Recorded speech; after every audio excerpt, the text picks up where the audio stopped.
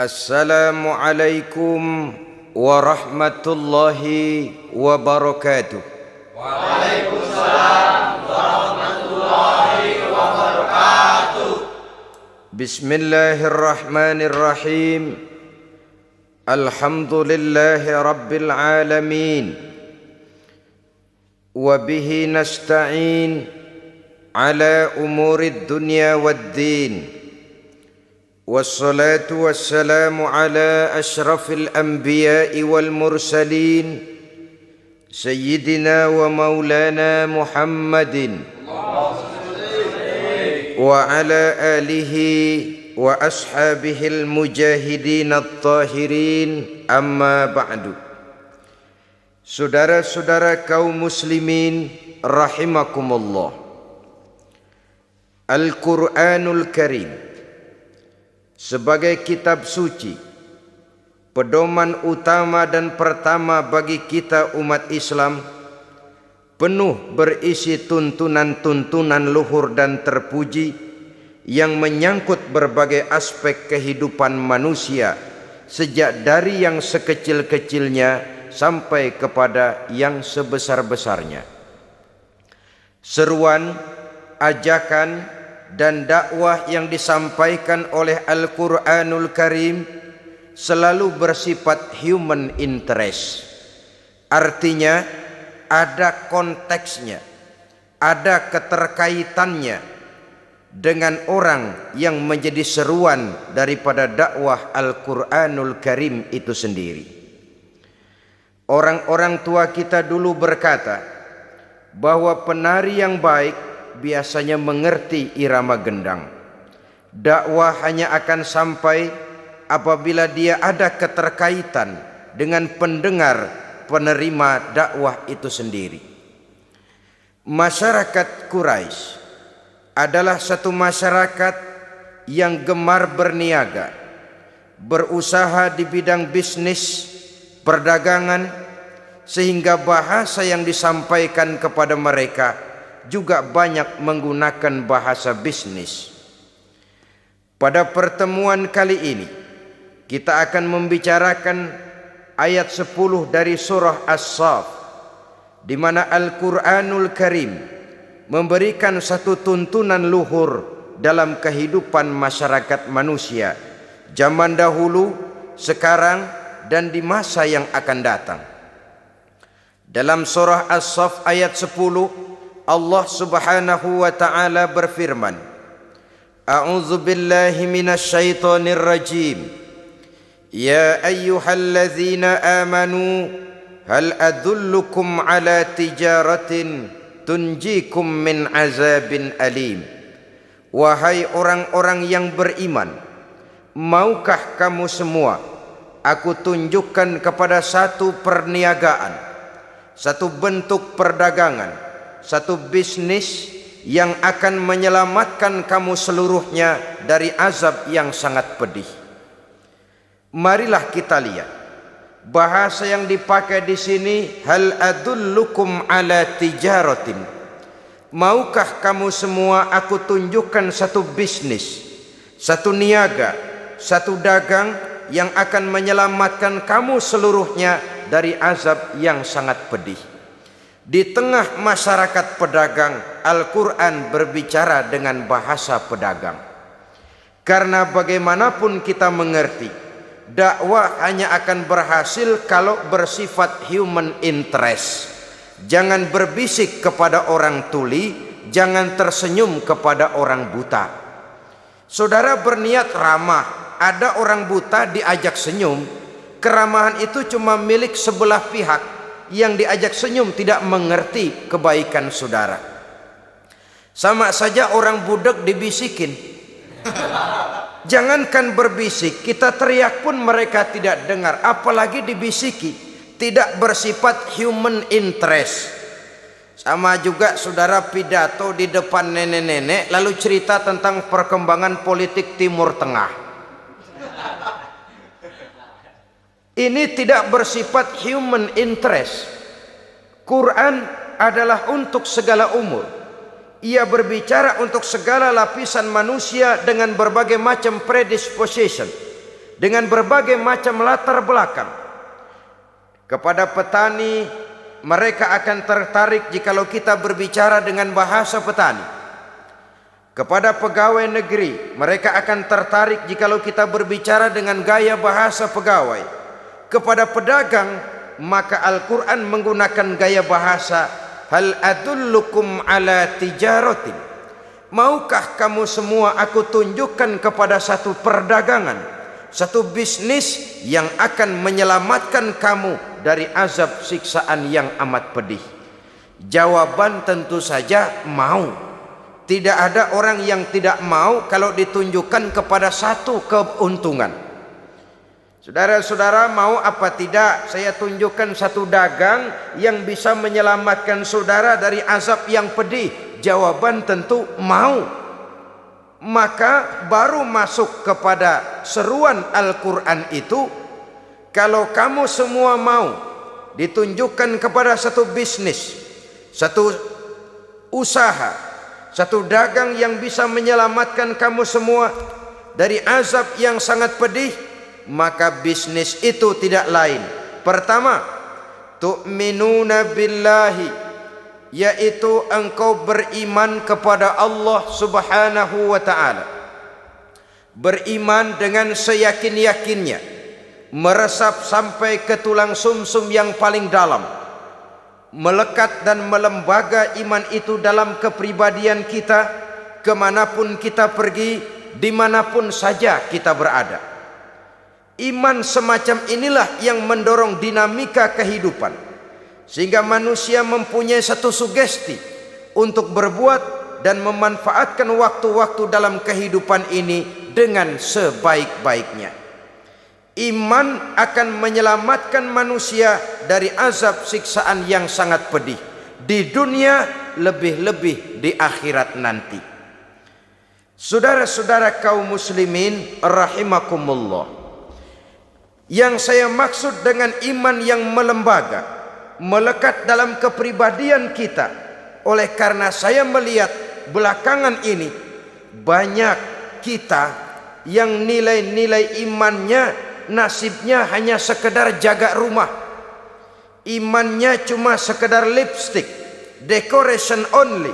Dengan kata lain, iman kita sekarang sering ketinggalan di rumah. Pedagang dia mau ke pasar, iman ditaruh di bupet, dilepit. Jangan ikut ke pasar man, kalau kamu ikut ke pasar timbangan saya nggak bisa curang man.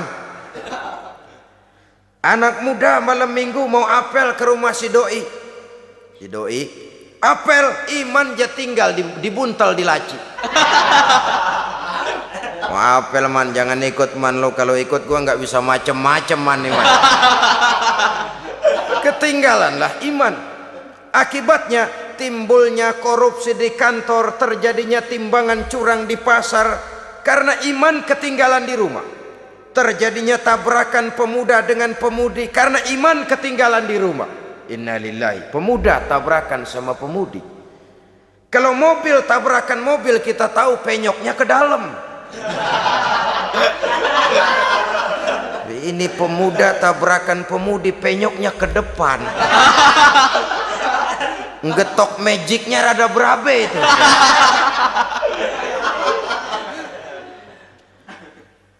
Iman yang melekat melembaga kemanapun kita pergi, dimanapun kita berada. Ini nanti pada gilirannya akan melahirkan satu disiplin yang murni, yang tumbuh dari dalam jiwa. Dalam satu seminar tentang merosotnya disiplin nasional, saya katakan disiplin nasional sekarang ini dirasakan merosot. Pertama, karena menipisnya budaya malu. Budaya malu menipis karena iman menipis, orang jauh dari agama. Bisa dibayangkan kalau budaya malu sudah menipis, orang lalu pakai filsafat cuek dalam kehidupan. Mukanya diganti muka tembok, Kupingnya ditukar kuping kebo, kulitnya diganti kulit badak. Bayangin kalau muka tembok, kuping kebo, kulit badak, diapain aja nggak ada ngartinya, cuek aja. Yang kedua, merosotnya disiplin oleh karena kurangnya keteladanan. Bagaimanapun juga orang itu dididik, digembleng, ditatar, didoktrin, pada akhirnya dia tetap akan mencari bentuk. Siapa yang harus kami contoh, Pak? Kami siap begini, kami siap begitu, kami mau ini dan itu. Tapi siapa yang harus kami contoh, Pak? Keteladanan ini yang makin langka belakangan ini. Jadi oleh karenanya, iman menyelamatkan manusia dari kerugian dunia dan akhirat, dari azab yang sangat pedih, baik dalam kehidupan di dunia, lebih-lebih dalam kehidupan di akhir nanti. Iman yang melembaga, melekat dalam jiwa dan kepribadian kita, ikut dia kemanapun kita pergi, beserta kita dia kemanapun kita berada. Iman yang semacam inilah yang akan menyelamatkan manusia dari kerugian di dunia ini dan di akhirat nanti. Saudara-saudara kaum muslimin rahimakumullah, perjalanan untuk menumbuhkan sikap iman yang semacam ini tentu tidak mudah.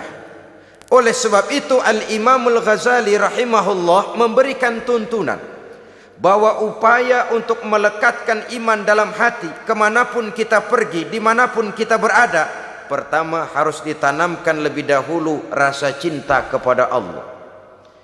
Yang kedua, rasa malu kepada Allah. Dan yang ketiga, rasa takut kepada Allah Subhanahu wa ta'ala. Cinta, malu, dan takut kepada Allah akan mematri nilai-nilai iman sampai ke tulang sumsum kita, dan kepada gilirannya kemudian mewarnai gerak kehidupan kita. Beriman kepada Allah itu dasar bisnis.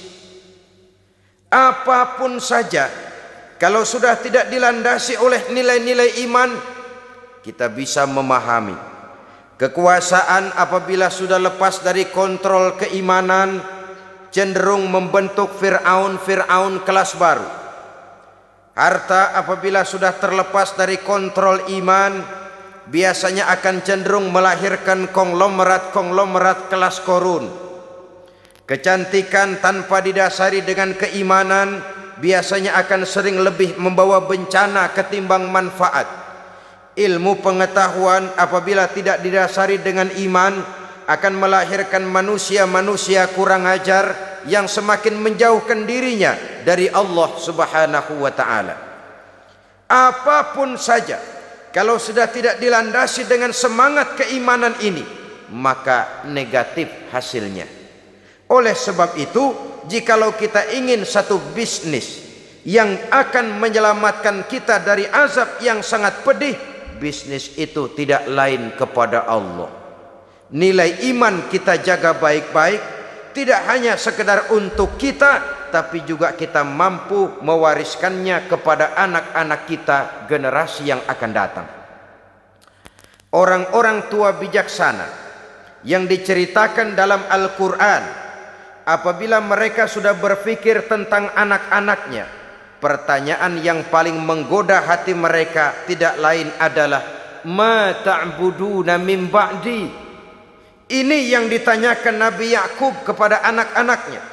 Ini yang ditanyakan Nabi Ibrahim dan Nabi Ismail kepada putra-putranya. Ma ta'buduna min ba'di. Kalau ayahmu nanti tidak ada lagi, nak, apa yang akan kamu sembah? Kalau bapakmu sekarang masih mau iktikaf di masjid, masih melaksanakan rukuk dan sujud, masih mendirikan sholat.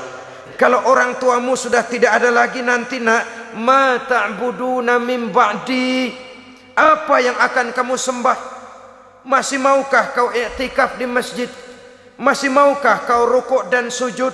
Masihkah kau mendirikan sholat menyembah Allah? Ini pertanyaan yang menggoda orang-orang tua terdahulu. Kita orang tua di zaman sekarang, pertanyaan kita yang pertama kepada anak-anak kita bukan ma ta'buduna min ba'di, Yang kita tanya, ma ta'kuluna min ba'di? Kalau bapak lu nggak ada, nanti lu makan apa tong? Perkara anak mau menyembah apa, itu nomor 18. Yang penting makan apa lu nanti. Oleh sebab itu selalu saya mengingatkan, kita boleh bersedih kalau anak tidak mengerti komputer. Kita boleh merasa rugi kalau anak tidak mengerti matematika. Kita boleh bersedih sebagai orang tua kalau anak buta bahasa Inggris misalnya. Tapi tahukah kita bahwa tidak ada satu kemalangan yang lebih malang selain daripada kalau kita mempunyai anak-anak yang jauh dari nilai-nilai iman. Alangkah hebatnya kalau anak-anak kita itu ahli komputer, imannya mantap. Ahli matematika, akidahnya kuat. Bahasa Inggrisnya fasih, keyakinannya teguh. Otaknya boleh Jerman, tapi hatinya tetap Mekah. Ada keseimbangan. Punya stabilitas temperatur batin. Sehingga dengan demikian jiwanya tidak lentur dan luntur. Ia tidak kehilangan idealisme di tengah jalan. Beriman kepada Allah dengan sebenar-benarnya, meresap sampai ke tulang sumsum yang dibuktikan dengan amal perbuatan kita. Kalau sekedar beriman, sekedar berucap saja rasanya mudah. Sebab itu yang dikatakan iman yang sebenarnya itu ialah iqrarun bil lisan wa tasdiqun bil qalbi wa amalun bil arkan. Diucapkan dengan lidah, dibenarkan oleh hati, diamalkan oleh seluruh anggota badan. Maka nilai iman juga lalu bertingkat. Ada orang yang nilai imannya baru kepada tingkat iqrarun bil lisan, sekedar ucapan lidah, belum berakar ke hati. Nih, iman yang begini nih yang kesenggol supermi 3 bungkus amburadul.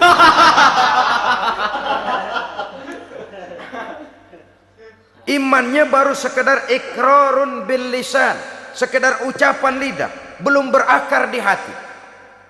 Mudah goyah seperti buih di lautan. Ada yang selain sudah diucapkan oleh lidah, dimantapkan, dibenarkan oleh hati. Lidahnya mengucapkan amantu billah, saya beriman kepada Allah. Hatinya meyakinkan itu sedalam-dalamnya, tapi belum diamalkan melalui anggota badannya. Oh, saya sih biar enggak sembahyang, iman mantep mas. Mantep. Jangan coba-coba ganggu agama saya, tak celurit sampean. Sembahyang enggak, agama dihina, marah bukan main. Ya lumayan. Fanatismenya tinggi. Saudara-saudara, nilai iman yang tertinggi itu setelah diucapkan oleh lidah, diamalkan oleh seluruh anggota, dibenarkan oleh hati, diamalkan oleh seluruh anggota badan. Nyawa taruhannya, iman tidak goyah. Nah, beriman kalau belum dapat hidayah itu sulit. Tapi menjaga iman setelah mendapat hidayah jauh lebih sulit. Tantangan semakin berat. Tapi mari pada kesempatan ini kita bercermin dari perjalanan hidup seorang wanita bernama Masyitoh. Saudara kenal Masyitoh? Kenal? Di mana kenalannya? Dalam sejarah. Masyitoh ini wanita budiman yang teguh menjaga iman. Menurut riwayat, dia ini kan hidup dan tinggal di istana Fir'aun, menjadi penyisir rambut keluarga istana. Suatu hari sedang menyisiri rambut, jatuh sisir itu. Mulutnya refleks berkata, ya Allah, sisir jatuh ke bawah. Kata-kata Allah ini didengar oleh intel Fir'aun. Dilaporkan kepada Fir'aun. Lapor, bos. Kita Fir'aun, ada apa? Ada bahaya. Bahaya apa? Ada orang menyebut-nyebut Allah. Ini kan bisa mengganggu stabilitas ketuhanan Tuhan ini. Kalau dibiarkan bahaya. Oh, begitu? Iya. Siapa manusianya? Masyitoh. Masyitoh? Tangkap. Masyitoh. Saya. Saya ada dengar-dengar kamu menyebut-nyebut Allah ya? Iya. Memangnya kenapa? Siapa Allah itu Mas Sito? Allah itu Rabbi wa Rabbukum, Tuhan saya dan Tuhan-Tuhan juga. Loh, jadi saya ini kau anggap apa Mas Sito?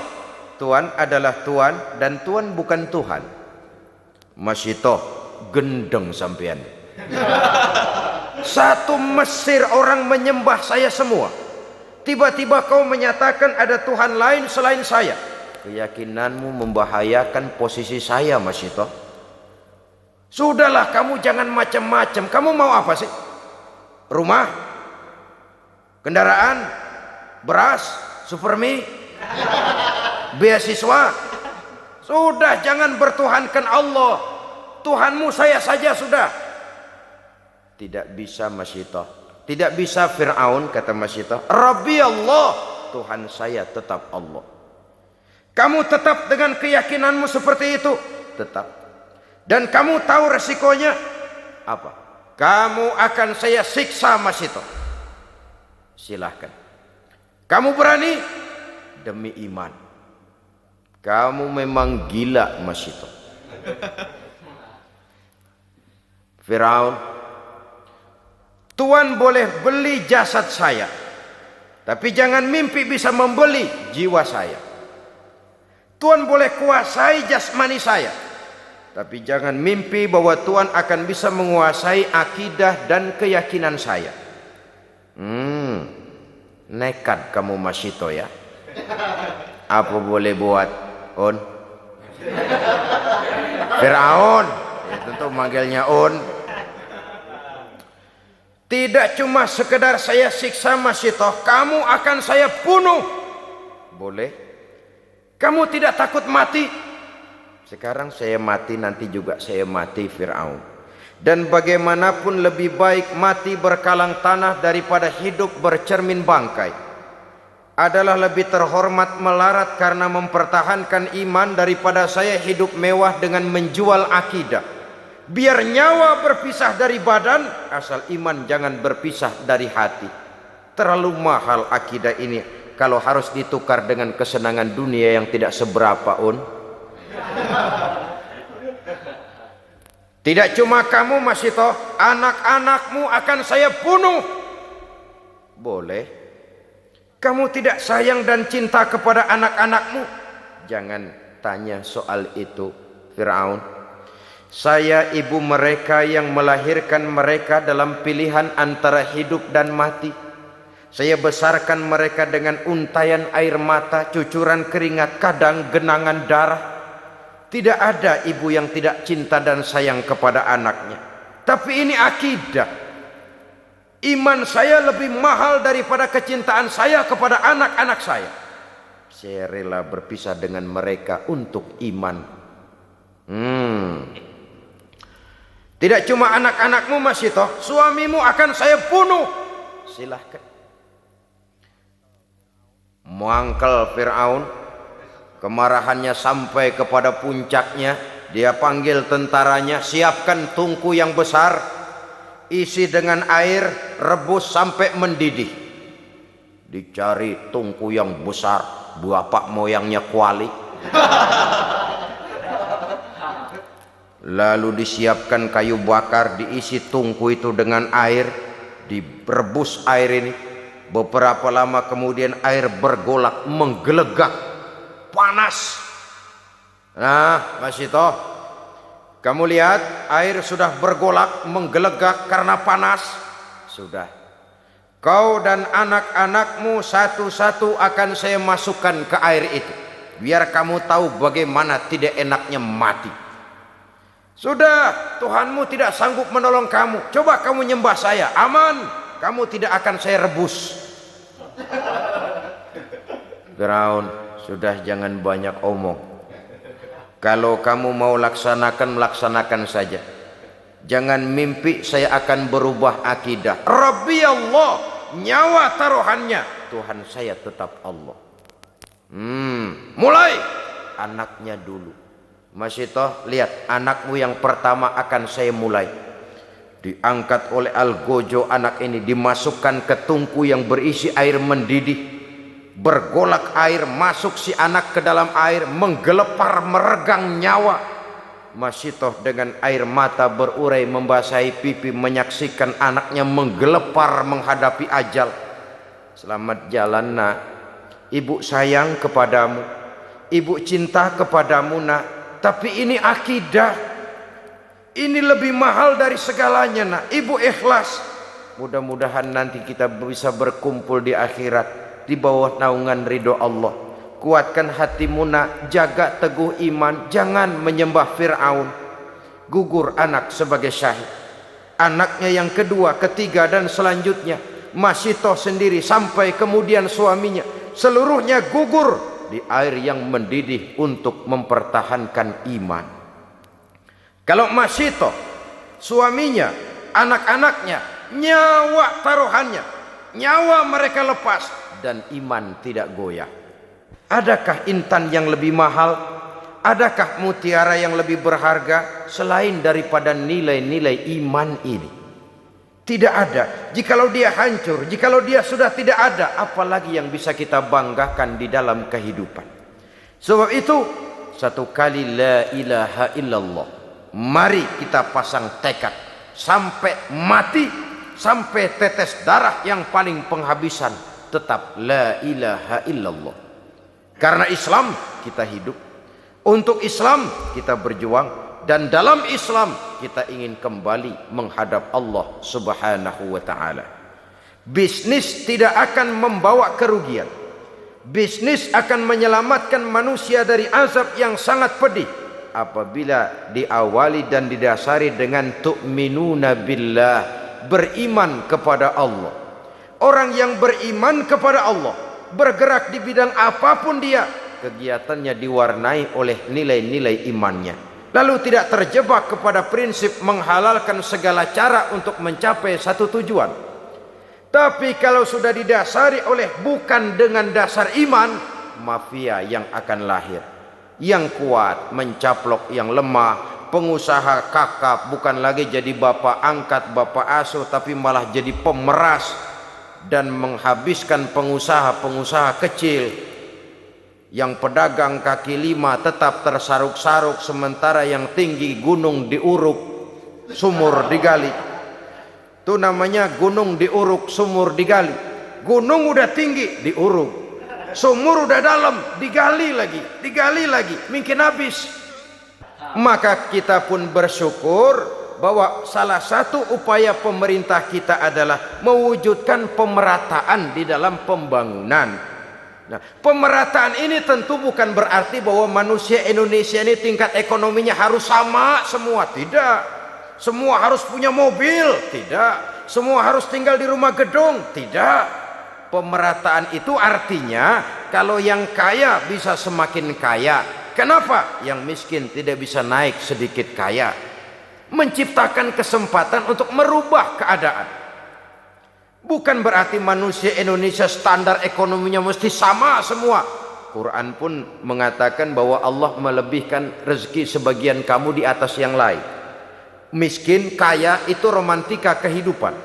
Tidak mungkin kemiskinan bisa dihilangkan, paling-paling dikurangi.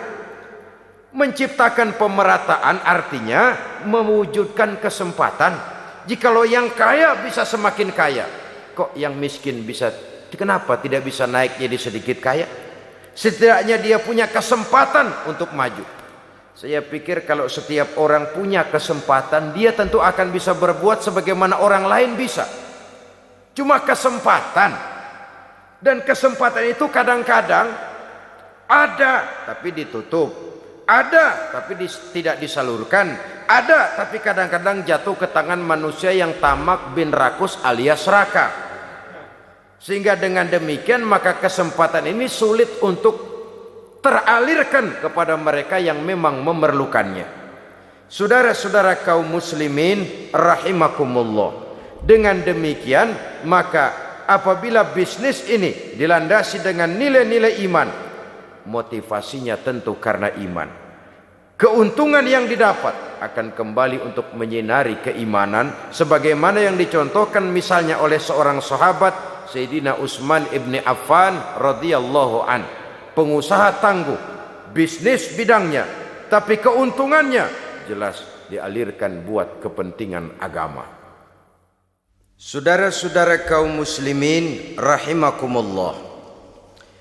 Yang kedua, setelah beriman kepada Allah juga wa rasulih, yaitu beriman kepada Rasul Allah. Beriman kepada Rasul tidak hanya sekedar percaya bahwa Allah telah mengutus Nabi Adam alaihi salam, bahwa Allah telah mengutus Nabi Nuh, bahwa Allah telah mengutus Nabi Ibrahim, Nabi Musa, Nabi Isa dan selanjutnya, tetapi juga mengikuti ajaran yang dibawa oleh para Rasul dengan menyadari konteks daripada diutusnya Rasul itu sendiri.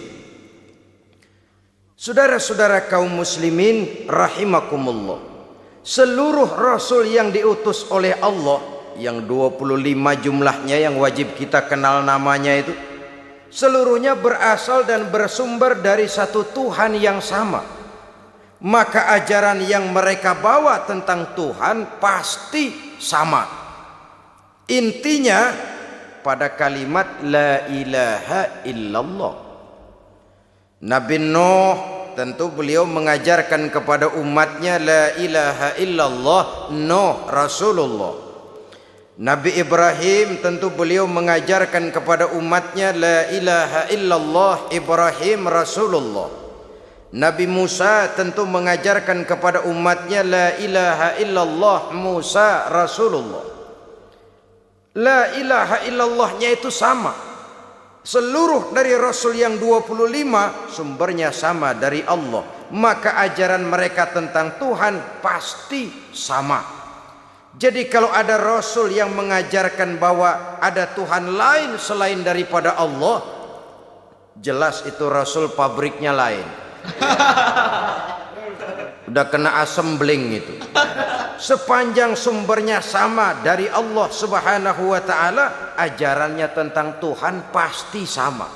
Tidak logik, tidak bisa diterima akal kalau Allah mengutus Nabi Nuh lalu bilang, "Nuh, ajarkan kepada umatmu aku Esa."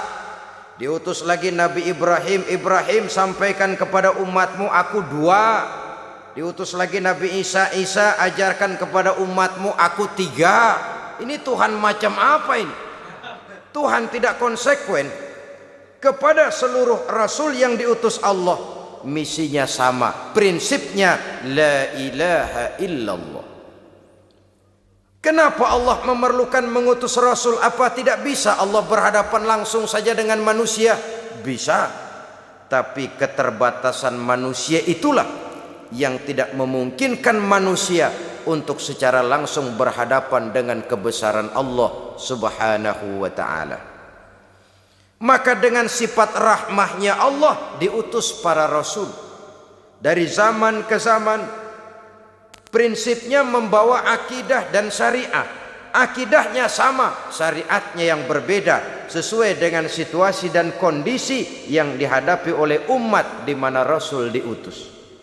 Jadi tidak hanya cukup sekedar saya percaya bahwa Allah telah mengutus Nabi Nuh, Allah telah mengutus Musa, Ibrahim, Dawud, Sulaiman, Isa dan lain sebagainya, tapi mengikuti ajaran dan petunjuk Rasul yang diutus kepada kita.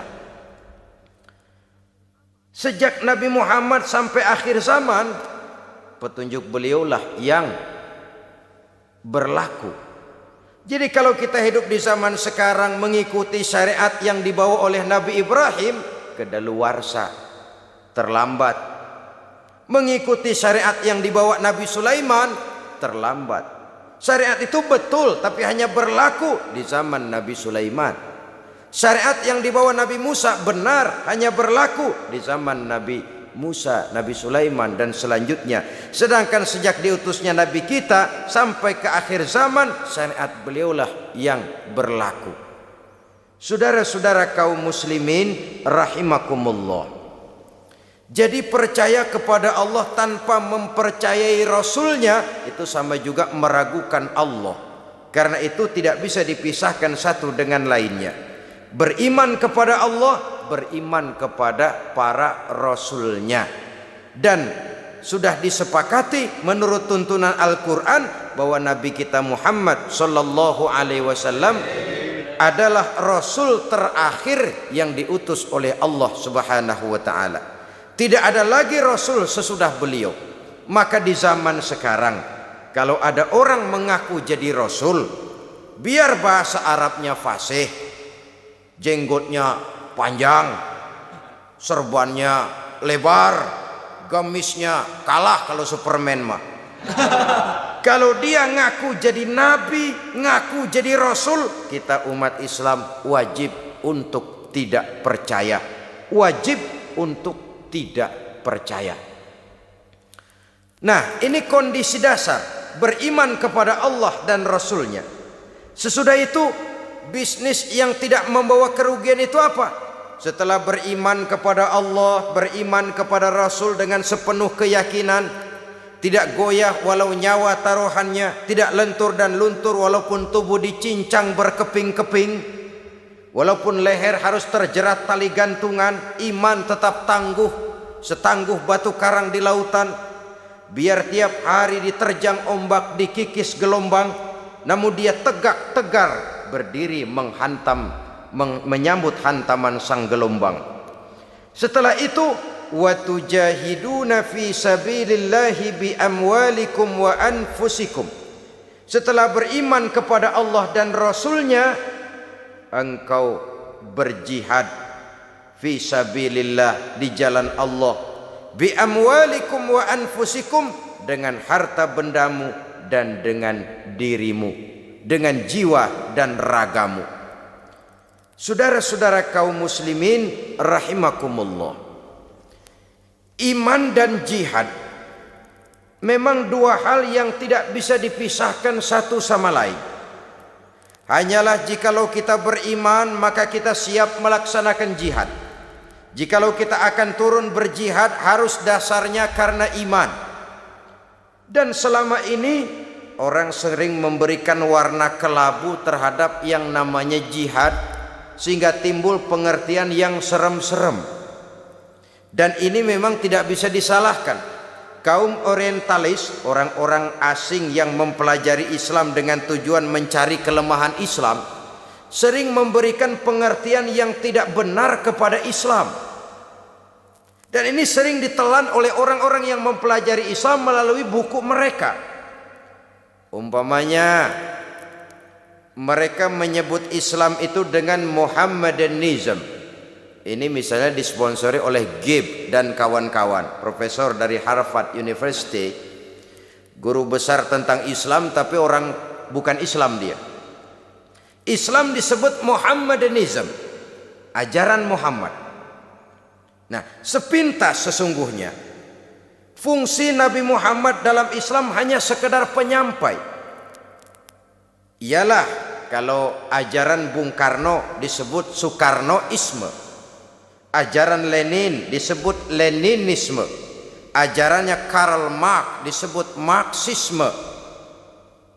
Tapi kalau Islam disebut dengan Muhammadanism, Muhammadanisme, akan timbul kesan seolah-olah Islam adalah produk Nabi Muhammad, seolah-olah Islam adalah buatan bikinan Nabi kita. Padahal tidak, Nabi cuma sekedar penyampai. Nah, termasuk jihad. Gibb misalnya dan beberapa teman-temannya yang lain menyebut jihad itu dengan jihad is a holy war. Jihad adalah perang suci. Sehingga konotasi jihad selalu diidentikan dengan perang. Kesan yang timbul keras, kasar, brutal, teroris. Maka akibatnya tiap kali kita bicara soal jihad, orang a priori curiga, memandang kita dengan suudzon. Aha, umat Islam sudah siap jihad, ngasah pedang, ngasah tombak, ngasah panah, siap bertempur ke medan perang. Bahwa perang untuk membela agama, bukan untuk memaksakan agama, merupakan bagian kecil saja dari jihad, ya. Tapi bahwa jihad bukan sekedar perang, itu harus dipahami. Jihad adalah mengeluarkan satu kemampuan maksimal untuk mencapai satu tujuan yang diridhoi oleh Allah Subhanahu wa taala. Itu jihad namanya. Mengeluarkan kemampuan maksimal untuk mencapai satu tujuan yang diridhoi oleh Allah, itu jihad namanya. Bukan semata-mata perang, mencabut pedang maju ke medan perang. Mengatasi kemiskinan, mengatasi kebodohan, itu juga merupakan bagian daripada jihad. Tapi karena jihad selalu diadakan konotasi dengan perang, kesan yang timbul ya teroris, kasar, brutal, sadis. Dan itu memang sengaja ditiupkan oleh kaum orientalis, sebab mereka paling takut dengan semangat jihad daripada umat Islam ini. Oleh sebab itu, oleh karena iman dan jihad tidak bisa dipisahkan, pada kesempatan pertemuan ini saya ingin menukil apa yang dijelaskan oleh Al-Imam Al-Hafiz Zakiyuddin Abdul Azim Al-Munziri dalam kitabnya yang terkenal At-Targhib wa Tarhib.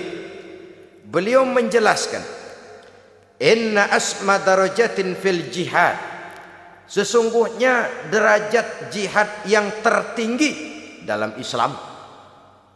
Pertama, saudara bisa lihat ini barangkali pada Targhib wa Tarhib juz 2 halaman 257. Nilai jihad yang tertinggi pertama, muharabatil kuffar li ajli nasri dinillah, berperang melawan orang kafir dengan tujuan semata-mata untuk menolong agama Allah.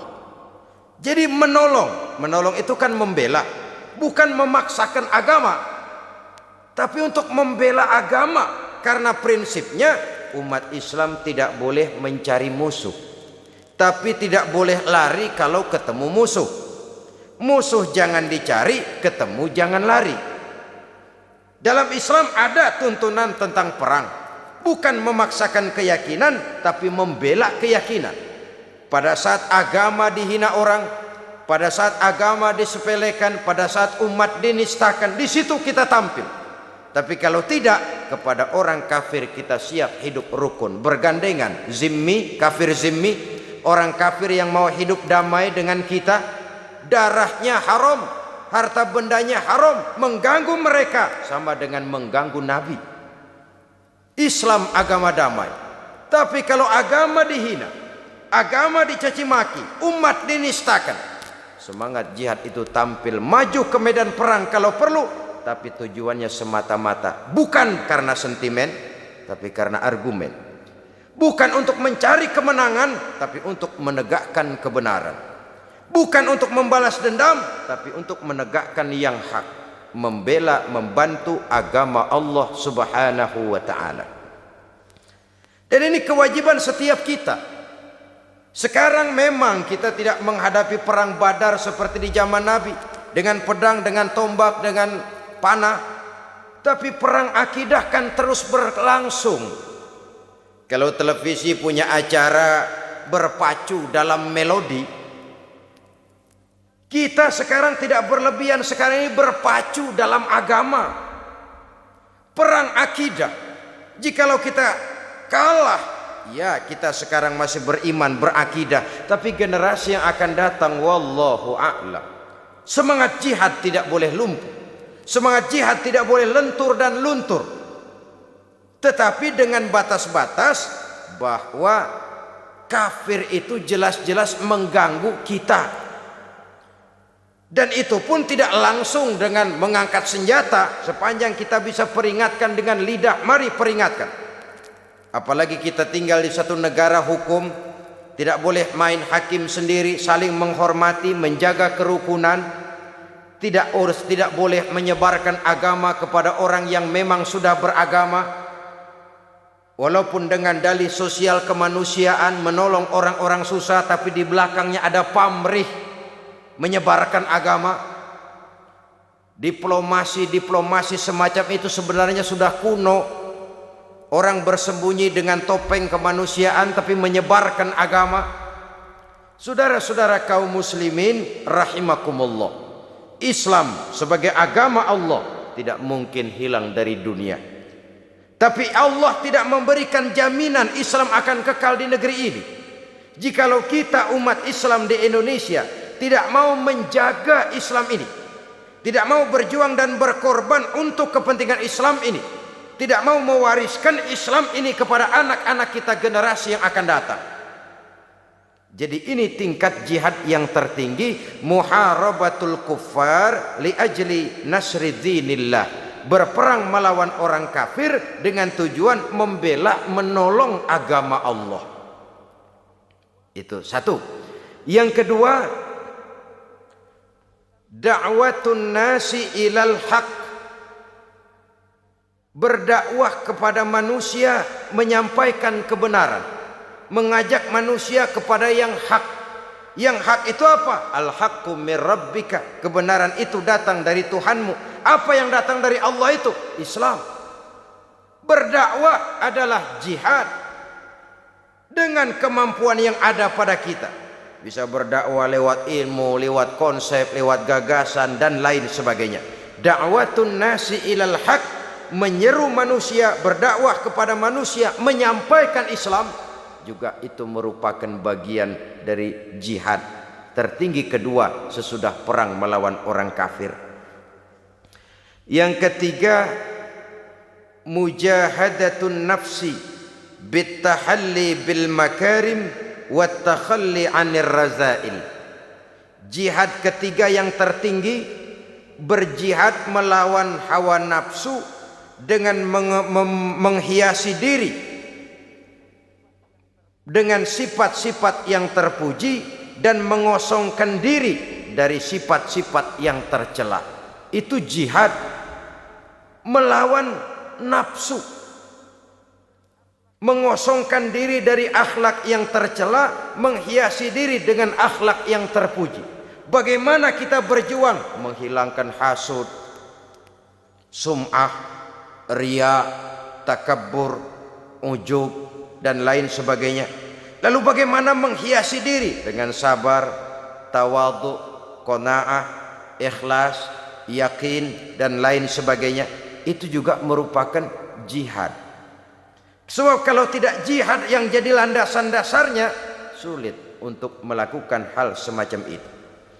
Yang keempat, mujahadatus syaitan bidaf'i ma ya'ti bihi minas syubuhat. Berjihad menghadapi setan dengan menolak hal-hal subuhat yang dibawa oleh setan. Setan itu kalau dia tidak bisa membawa kita ke jalan zolim, kegelapan, dia bikin samar-samar jalanan, dia bikin remeng-remeng. Gelap nih, udah jelas kita nggak mau menempuh. Minuman keras haram, itu mutlak. Nah, setan bikin remeng-remeng dah. Kalau nggak teler mah kagak. Enggak katanya. Dibikinnya remeng-remeng. Itu menolak yang kayak begitu itu memerlukan jihad. Saudara hadirin, ma'asyiral muslimin yang berbahagia. Kalau tidak bisa diyakini kita dengan jalan kegelapan yang sesat, dibikinnya kita remeng-remeng, samar-samar, sehingga akhirnya sulit lagi untuk membedakan antara yang ma'ruf dan yang munkar. Pada klimaksnya nanti oleh setan dibalik, yang ma'ruf dia jadi munkar, yang munkar jadi ma'ruf. Terjadilah penjungkiran nilai. Itu yang keempat. Yang kelima, tarku majalisis su'i, meninggalkan majelis yang jahat, meninggalkan lingkungan pergaulan yang jahat. Kita tahu lingkungan sangat besar pengaruhnya dalam ikut membentuk kepribadian manusia. Sehingga kata Syauqi dalam sebaik syairnya, man asyaral asrafa asya musyarrafan wa muasyiral anzali ghairu musyarrafin. Awalam taral jildal hakira muqabbalan bithagri lamma sara jildal mushaf. Siapa yang berteman dengan orang mulia, dia akan ikut menjadi mulia. Tapi siapa berteman dengan orang hina, dia tidak akan ikut menjadi mulia. Tidakkah kau lihat, kata Syauqi, betapa kulit kambing yang hina dicium orang ketika berteman dengan Quran. Kulit kambing itu rendah, hina. Kalau dia sendirian gak ada yang mau cium kulit kambing. Tapi begitu dia disamak jadi kantong Quran, orang pakai minyak wangi tuh kulit kambing. Dibawa, diambil, dicium dulu, dijunjung tinggi. Kenapa? Kantong Quran. Kulit kambing berteman sama Quran, mujur, dihormati orang lantaran temennya Quran. Tapi begitu tuh kulit kambing berteman sama kayu, jadi beduk, orang kemplang dulu.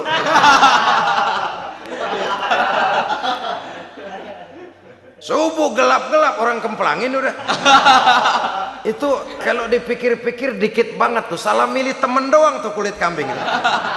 Yang temennya Quran dihormatin, yang temennya kayu lantaran beduk, orang gaplokin dulu. Jadi terutama adik-adik remaja, para pemuda, sebagai pemuda bergaul dengan siapa saja silahkan bergaul, tapi harus punya filter. Namanya remaja tidak bergaul pun tidak baik. Ndelohom, nggelenggem di rumah, ngitungin kasok mulu. Bergaulah. Dengan bergaul nuansa pandangan wawasan terbuka. Dengan bergaul banyak yang kita serap dari pergaulan, tapi harus punya filter. Meninggalkan lingkungan pergaulan yang jahat. Dia kenal penjahat boleh untuk terhindar dari kejahatannya, tapi jangan lupa kadang-kadang getahnya ngikut. Saudara hadirin yang saya hormati, jadi dengan demikian lingkungan pergaulan ini sangat besar pengaruhnya dalam ikut membentuk kepribadian manusia. Oleh karena itu, tarku majalisi su'i, meninggalkan lingkungan yang jahat, itu jihad, dan itu berat. Orang kalau ngadain kumpulan ngaji seret banget, kayak narik bambu dari ujung. Kita getok rumahnya, ngajinya duluan dah, duluan, ntar saya nyusul belakangan. Ya tentu, masa nyusul duluan, tentu saja belakangan. Saudara-saudara, tapi kalau kita membentuk satu pub, satu klub yang tidak berorientasi kepada kehidupan beragama, itu gampang benar suburnya itu. Banyak peminatnya. Tapi kalau sudah namanya majelis taklim atau kegiatan sosial menyantuni yatim piatu, peminatnya rasanya langka, seret. Coba adakan pengajian, kadang-kadang yang datang dari itu ke itu juga. Tapi begitu pengajian bikin piknik, 2016 yang daftar. Banyak, bukan main. Ini kan apa yang disabdakan Nabi. Zuyina apa?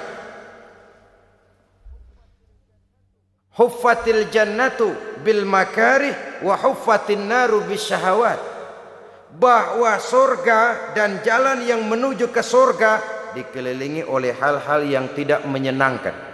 Sebaliknya, neraka dan jalan yang mengarah kepada neraka diliputi dengan hal-hal yang sangat menyenangkan. Karena itu ini juga merupakan jihad. Meninggalkan lingkungan jahat, sebab lingkungan yang jahat itu magnetnya kuat sekali.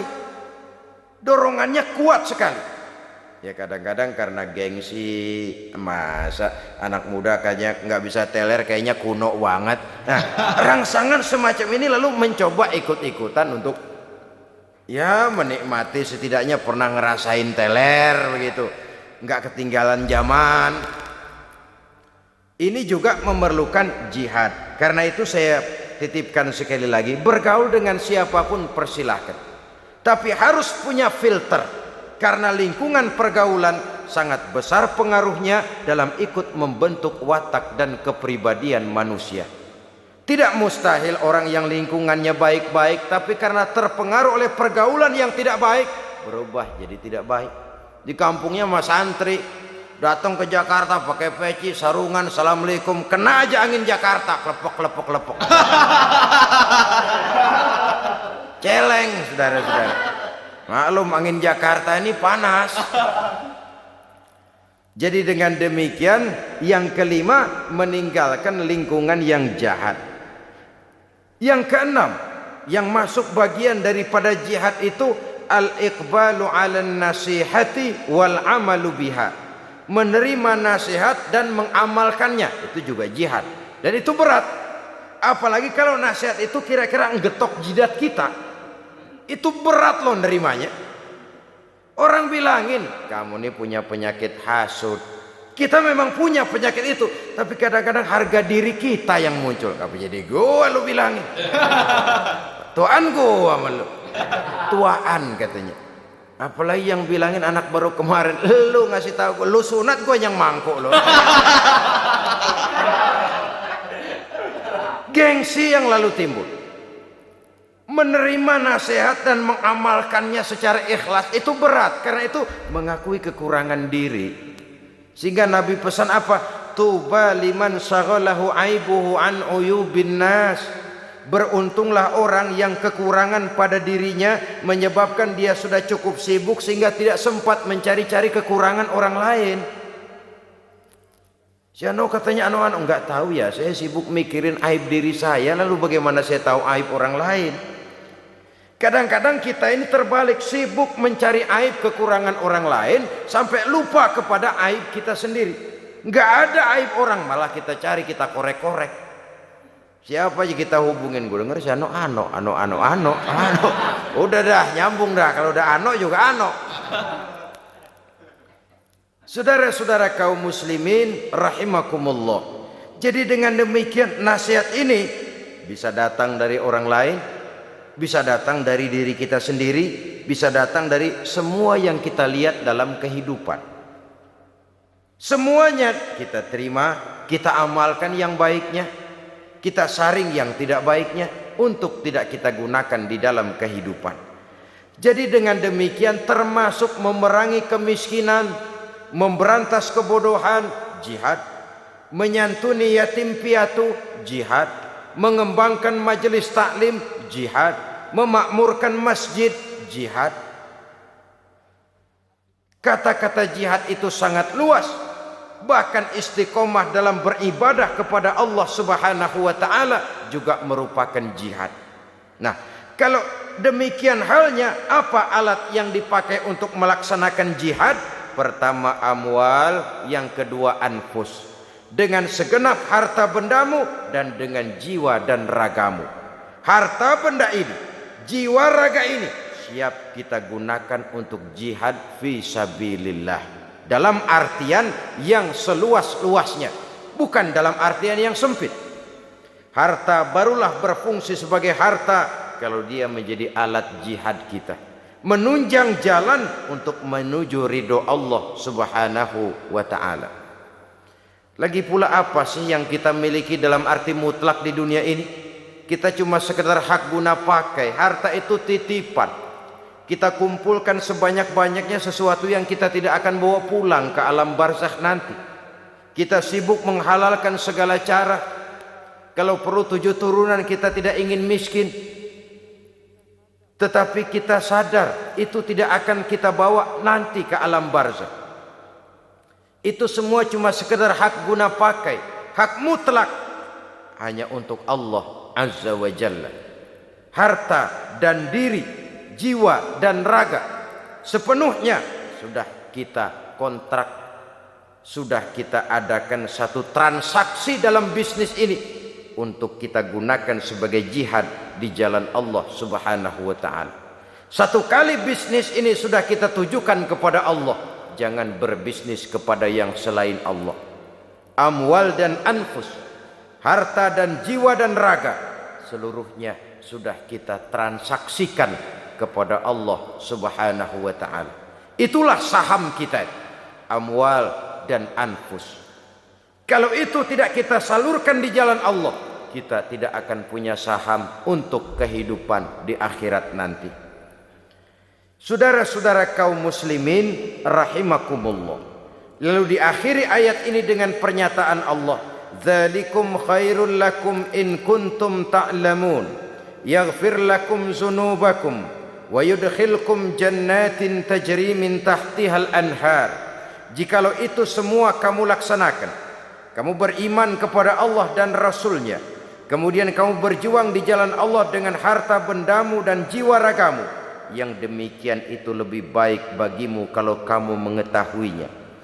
Kalau itu kamu laksanakan, yaghfir lakum dzunubakum, Allah akan mengampuni segala dosamu, wa yudkhilkum jannatin tajri min tahtihal anhar, dan dimasukkannya kamu ke dalam surga yang di bawahnya mengalir sungai-sungai.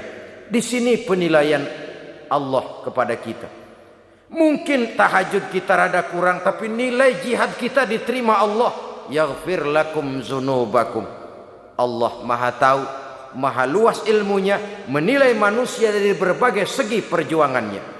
Semoga kita diberikan kekuatan oleh Allah Subhanahu wa taala untuk melaksanakan apa yang diajarkan dalam ayat ini. Terima kasih atas perhatian saudara. Mohon maaf atas segala kekurangan. Usikum wa nafsi bitaqwallah. Wassalamu alaikum warahmatullahi wabarakatuh. Waalaikumsalam warahmatullahi wabarakatuh.